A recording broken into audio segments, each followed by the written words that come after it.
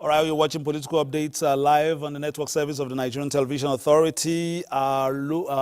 Conversations have been surrounding the preview of the Edo and Ondo elections, but today we have governorship candidates of the PRP for those states. Of course, we tried to get her via Zoom, but we had to link up to her via phone just to have our comments on the program. Patience Ndideki is still with us. You are the only woman in the race. Do you feel a little bit intimidated at the moment?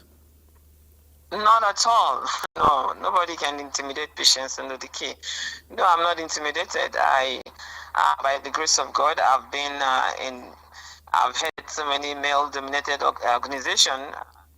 I was a chairman of Nigerians in Diaspora for United States 2017 to 2020. NIDO is a male-dominated organization. When I ran for chairman, we had 30 men and 4 women. When I was in Ambrose University, I was the only girl in the midst of 9 boys as departmental leadership. And so many in my local chapter also, the same thing. So no, no intimidation at all. So what are the key, pillars of your campaign at the moment, and how are you selling the party and yourself to the people of Edo State? Yeah, the key pillars of my campaign is integrated human capital development, which is big for us. The second one is sustainable economic diversification, and the third one is infrastructural and environmental resilience. Talking about the integrated human capital, I believe that human resource is the greatest asset that we have. We have to invest in our present and future generation. This will bring a sustained growth. It will ensure that we have sustained growth, and will also help our economy to thrive. It will help us to be known and seen, as a thriving society. When we talk about integrated human capital development, I'm looking at education, I'm looking at healthcare, and I'm looking at all that it takes to be able to engage the youth and give them the skills that is needed. In our educational system, we need conducive classrooms, we need modern tools, we need all the amenities to be able to match the global world when it comes to education. Edo is a city, is a state that is known for so many things that we have done in the past, development-wise, So, but right now, Edo should not be the way it is, because what I see in the state is regression, and you see not only in Edo people crying for hunger and poverty all over the nation.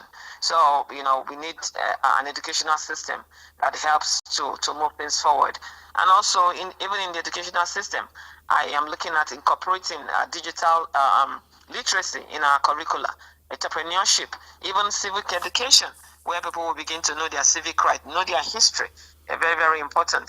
And also, it's also very important that we continue professional development.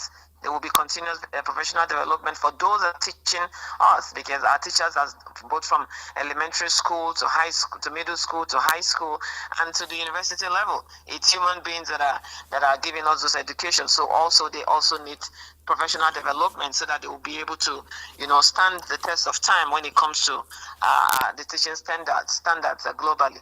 And then in healthcare, of course, we have a healthcare that is not working for anyone. Our healthcare system. Let me come in very quickly. Time is not our friend, and it's unfortunate we couldn't just get you online. We've tried to get you via Zoom and other, facilities.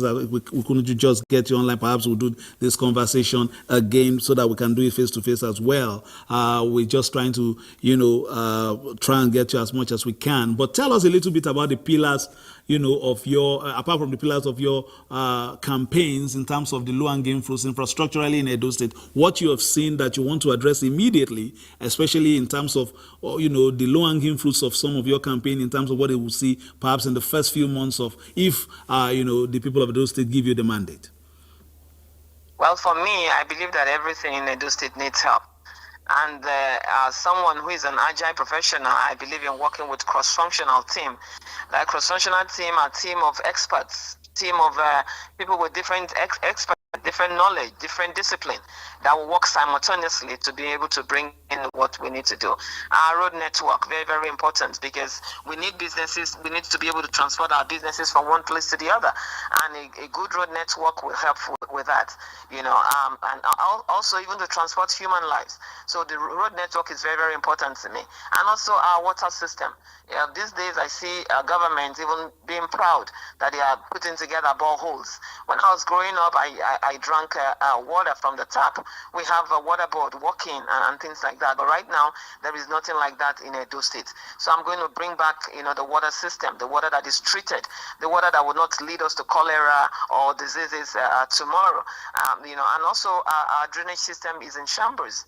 As we are constructing a good road, we also need to look into our drainage system, and that's why one of the reasons we have flooding in the states. We need to deal with that. And also going back to environmental sanitation, very, very important, because the environment and health, it cannot be, there are things that work together. We need to go back to environmental sanitation, which will also help to clean our gutters, clean our streets. This will reduce, the mosquitoes and all the kind of preventable diseases that our people suffer. So those are hanging fruit that I believe, and also to cushion businesses. Our people are complaining of hunger. They're complaining of not being able to sustain their families. I know people are talking about, we cannot survive on palliatives, or we cannot survive on palliatives, but we need to cushion our environment, like you said, low-hanging fruits.